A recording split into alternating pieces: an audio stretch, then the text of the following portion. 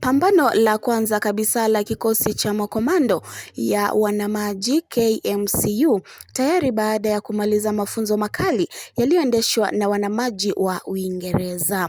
Kikosi hicho kitakuwa ni kikosi cha wasomi chenye uwezo wa kufanya operesheni maalumu za amphibians ili kudhoofisha na kufuruga maadui na kupeleka mapambano hadi kwa Al-Shabaab kwa njia ya nchi kavu na baharini.